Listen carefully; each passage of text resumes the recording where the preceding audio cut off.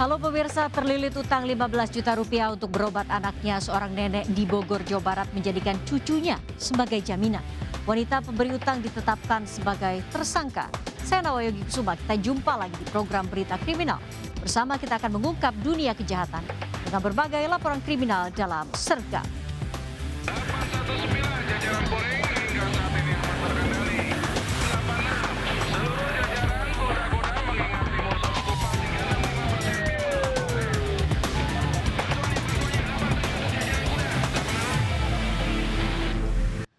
Pemirsa, puluhan rumah dan tempat usaha di kawasan permukiman padat penduduk di Grogol, Petamburan ludes terbakar. Kebakaran terjadi akibat kebocoran tabung gas saat salah seorang warga memasak.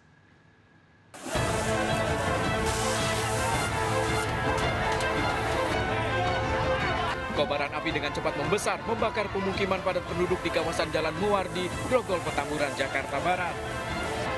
Kencangnya hembusan angin membuat api dengan cepat merambat dan sulit dipadamkan. Sejumlah warga dan petugas pemadam kebakaran bahu-membahu berupaya memadamkan api. Warga menyebut kebakaran terjadi akibat kebocoran tabung gas 3 kg saat salah seorang warga memasak. Api dengan cepat menjalar ke sejumlah rumah warga lainnya. Kompornya gasnya meledak, lagi masak, dia aja kebakar, baru naik ke atas apinya. Langsung membesar gitu? Iya, bukan membesar lagi. Kan rumahnya triplek semua. Jadi itu gampang triplek kereta mah. Rumah ibu hangus terbakar juga, Bu? Rumah ibu? Rumah ibu mah enggak, ada 13 sebelah sini. Sama motor di sini habis. Banyak, Bu, yang kebakar, Bu? Banyak. Akibat kebakaran ini puluhan rumah dan tempat usaha ludes terbakar. Seorang pemilik rumah mengalami luka bakar saat berupaya memadamkan api. Korban telah dilarikan warga ke rumah sakit.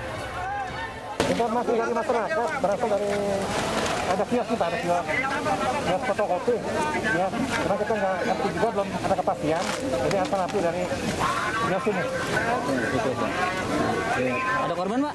Untuk korban ada satu orang luka-luka terkena jilatan api atas nama Ibu Wiwi, usia sekitar 7 tahun. Saat ini sudah dibawa ke rumah sakit, Pak. Api berhasil dipadamkan setelah 26 unit mobil pemadam kebakaran dikerahkan ke lokasi kejadian.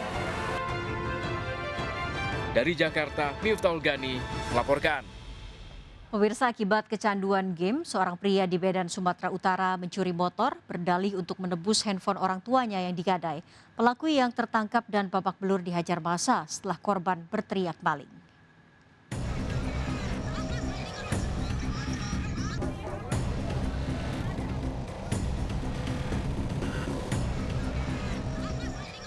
Warga Jalan Kongsi Gang Sukur, Deli Serdang, Sumatera Utara dikejutkan dengan aksi pencurian motor.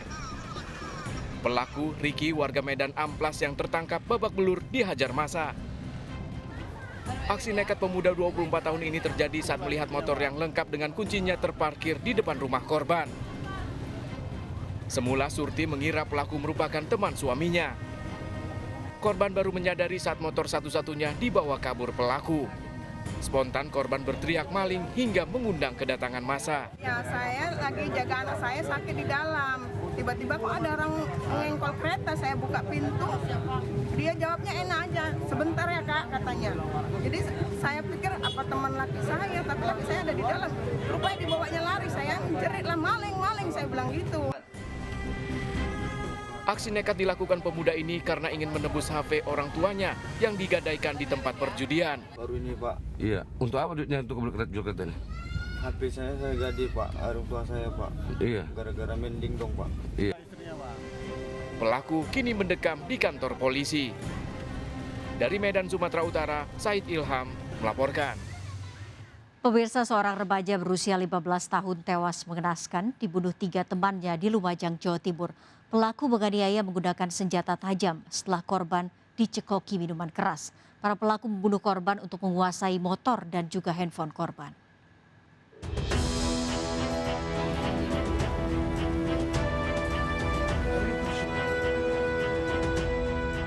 Mayat seorang remaja laki-laki ditemukan warga dengan kondisi mengenaskan akibat luka-luka senjata tajam di sekitar Pasar Hewan, Patok, Kota Lumajang.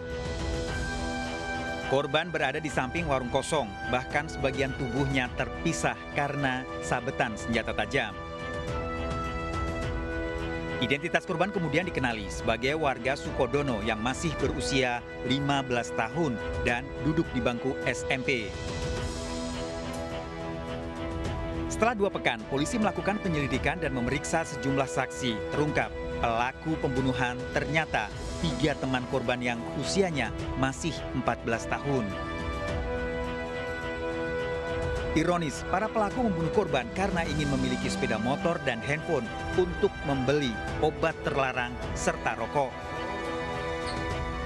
Korban dan tersangka adalah teman, mereka ada teman.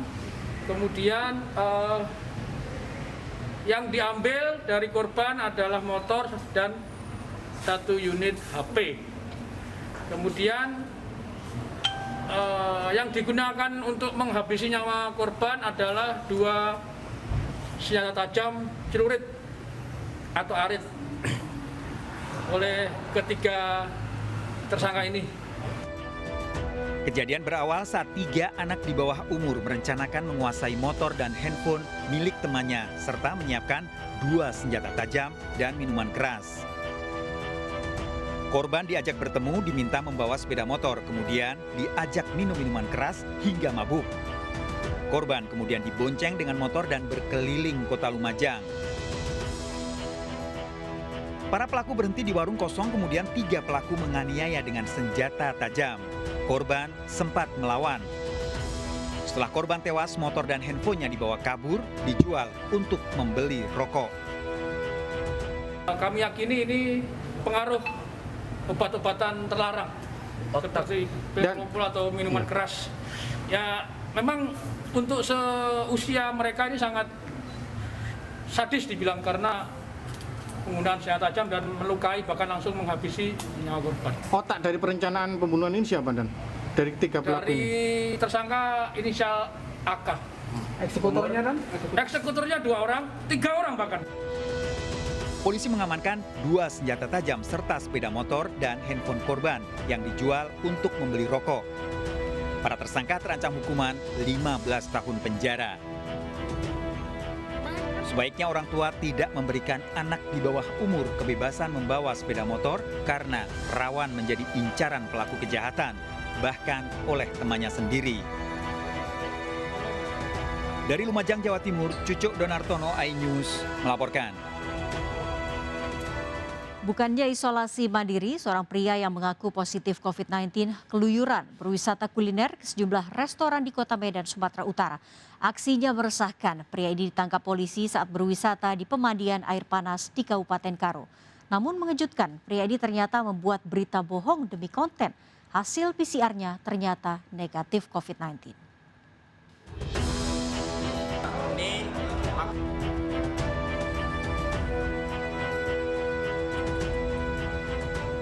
Pria bernama Sehat warga Kota Medan yang mengaku positif COVID-19 ini asik membuat konten kuliner di sebuah rumah makan di Kota Medan, Sumatera Utara. Tak hanya satu lokasi, pria 54 tahun ini berkeliling ke beberapa restoran dan kembali membuat vlog kuliner. Video ini viral dan dihujat warganet yang kesal karena bukannya melakukan isolasi mandiri, pria ini justru wisata kuliner. Bahkan pada bagian lain videonya, pria ini mengaku sudah 5 kali tes PCR dan seluruh hasilnya positif COVID-19. Karena aksinya meresahkan, Satgas Kecamatan Medan Kota mendatangi alamat rumah pria tersebut. Berdasarkan surat PCR, rumah sekaligus bengkel bubut tersebut dihuni oleh kakaknya.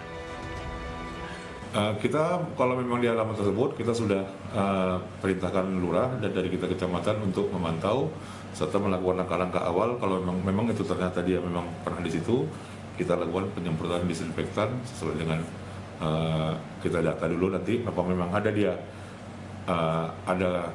secara pribadi melakukan komunikasi dengan orang-orang yang tinggal di rumah tersebut. Namun setelah dikonfirmasi, yang di rumah tersebut mengatakan sudah lebih kurang 20 tahun dia tidak tinggal di alamat di rumah itu.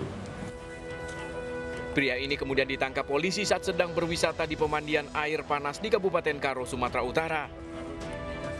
Hasil pemeriksaan polisi diketahui pria ini ternyata tidak terpapar virus corona. Hasil tes PCR-nya negatif COVID-19. Pria ini diduga membuat dan menyebarkan berita bohong demi konten. Yang bersangkutan dapat menjawab dan mau berjumpa dengan kami sehingga langsung kami lakukan penangkapan terkait yang bersangkutan menyebarkan video yang diduga berisikan muatan yang bohong. Yang disebutkan kan dia bohong, berarti itu artinya hasil tes yang dia sebut dia positif ternyata bukan positif gitu? Ya, ada tes yang menyatakan bahwa dia negatif dan dia tidak menjelaskan secara rinci di video yang dia buat, sehingga menyebabkan keributan di tengah masyarakat. Setelah menjalani pemeriksaan status sehat, telah ditetapkan polisi sebagai tersangka dijerat dengan Undang-Undang ITE dengan ancaman 10 tahun penjara. Dari Medan, Sumatera Utara, Saddam Hussein, Adi Palaparahap, melaporkan. Pencurian sepeda di perumahan elit di Waru Sidoarjo terekam CCTV. 3 pelaku beraksi menggunakan mobil, menggasak sepeda bernilai jutaan rupiah dari dalam rumah.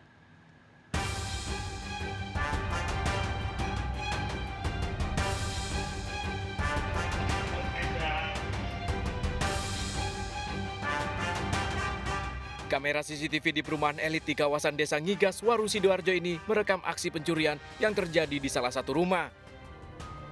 Dari rekaman terlihat 3 pelaku datang menggunakan mobil berbagi tugas langsung menaiki pagar rumah korban.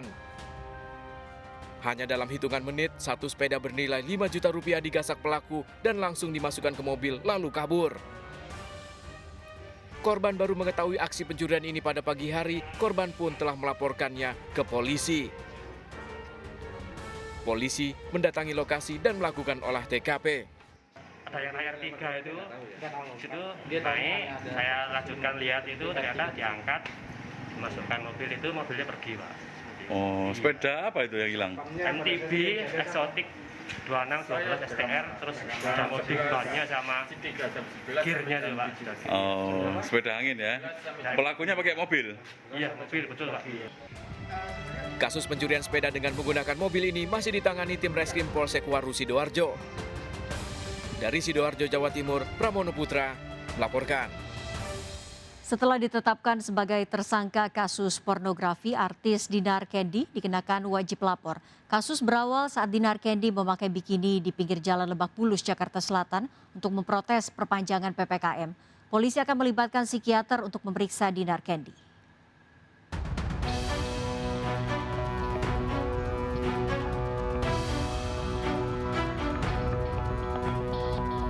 Setelah diamankan atas aksinya berpakaian bikini di pinggir jalan menolak perpanjangan PPKM, artis yang juga selebgram Dinar Kendi telah diizinkan pulang.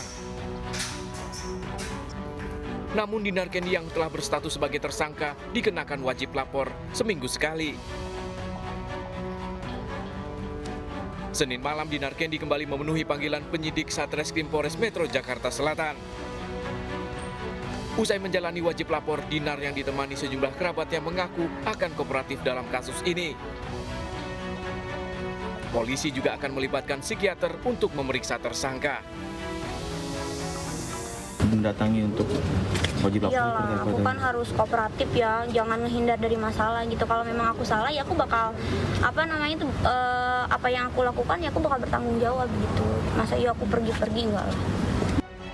Dari kasus ini, polisi menjerat Dinar Kendi dengan Undang-Undang Pornografi dan Undang-Undang ITE dengan ancaman hukuman 10 tahun penjara dan denda 10 miliar rupiah. Dari Jakarta, Sofyan Firdaus melaporkan. Mayat wanita hamil ditemukan terbungkus kardus di pinggir jalan Cakung, Jakarta Timur. Jasad ditemukan tanpa busana dengan tangan dan kaki terikat. Siapakah pelaku pembunuhan ini? Sergap segera kembali.